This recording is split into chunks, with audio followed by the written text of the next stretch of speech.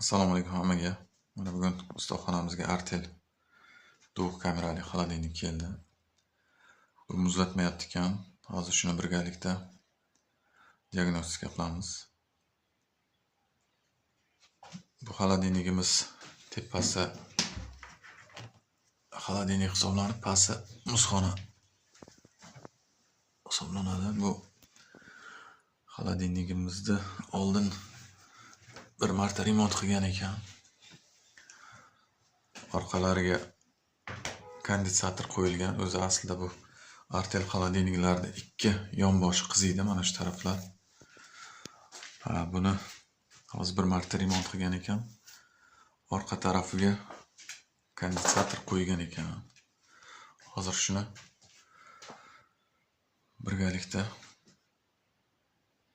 ko'ramiz. Mana hozir orqa tarafini yechib oldik. Mana shu konditsatorda o'rnatishibdi. Bu o'zi zavodskiy mana ikki yonboshda bo'ladi. Shu narsa qizisa, xolodilnik norma holatda ishlayotgan bo'ladi. Agar shunda shunaqa qo'yilgan oldingi xolodilniklardan bo'lsa, mana shu joyida freon yuradi. Freon birinchi yurib, keyin reaksiyaga kirib, ichki muzxonalarni muzlatadi. Birinchi mana shu konditsatorimiz issiq bo'lsa, xolodilnikimiz yaxshi ishlaydigan bo'ladi. Hozirgi zamonaviy xolodilniklarimizda shu ikki yonboshi qizisa, xolodilnikimiz normal holda ishlayotgan bo'ladi. Buni hozir orqa obshivkasini yechib oldik. Hozir endi tokini ulab motorning ishlashini tekshirib olamiz. Mana hozir tokka suqib ko'ramiz. Bismillah.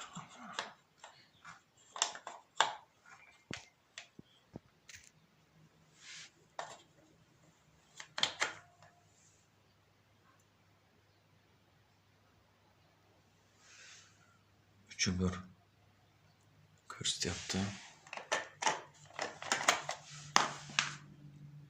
Motorda yo relis ketgan, yo motorda o'zi charchagan. Hozir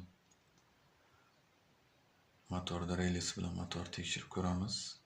Qaysi birida ayb borligini aniqlaymiz. Mana hozir relalarini yechib oldik.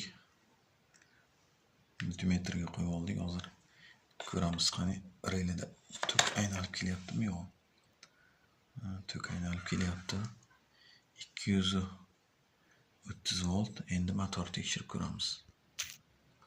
Hozir motor tekshirib ko'ramiz. Priborda. Bu sifr o'zgarishi kerak. Hozir bir xil turibdi. Endi puskovoyni ko'ramiz.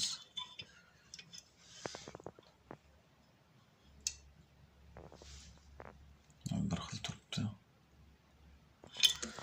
Odnotkalar ko'rsatmayapti. 11-13 motor ekan. 600 freonda ishlaydigan. Bu freon juda ham yengil freon hisoblanadi. Motorni almashtiramiz. Motor kuyibdi. Motor almashtirishdan oldin liniyalarni tekshirib olamiz kompressor bilan. Nima sababdan kuyganligini aniqlab, keyin yangi motor qo'yamiz. Hammaga rahmat, sog' bo'linglar. Kuzatib boringlar, davomini keyingi videolarga qo'yish harakatini qilamiz. Hammaga rahmat, sog' bo'linglar.